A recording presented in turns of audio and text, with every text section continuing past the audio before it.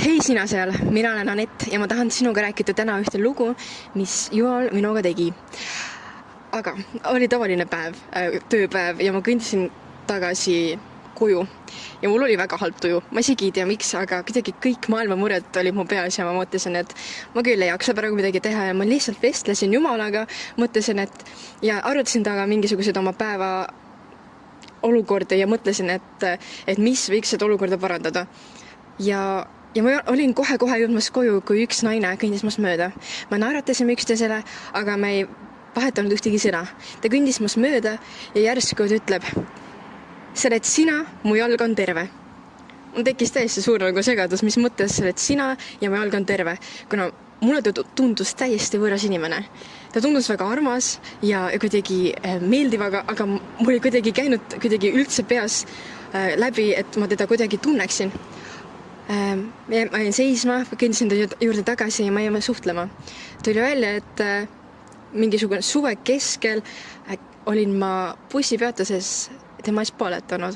Ma ütleks, ma pooletaksin tohutut inimeste ees tänavatel. Vahepeal seda juhtub, kui ma panen südame peale ja ma olen tohutut õnnelik. Aga alati, mitte kunagi ei ole seda ootust, et inimene tuleb mu juurde, kes ei ole terveks saanud, ütleb mulle, et ta saab terveks. Aga see tol hetkel täpselt juhtus. Ta ütles mulle, et täpselt sel päeval, kui ma tema ees pooletasin, ta oli minemas arsti juurde ja nüüd ta ütles, et ta on täiesti terve. Ta jalal ei ole ühtegi, ta saab kõndida, ta jalg ei valuta. Ja ta ütles, et iga kord, iga päev, iga hommik, kui ta üles ärkab, siis ta tänab, et ta jalg on terve ja ta ütles, et ta igatses minuga kokkusaamist, et mind tänada selle eest. Ja minu jaoks üllatas mind nii väga, kuna samal hetkel, kui minul oli üks nädala kõige kehvemaid päevi, Jumal muutis selle täiesti vastupidiseks. Ehk siis Jumala arm on nii suur ja isegi kui mina arvan vahepeal, et inimene ei saanud terveks, siis mitte kunagi ei tea. Seepärast meie selja taga, meil teadmata Jumal ikka tegutseb.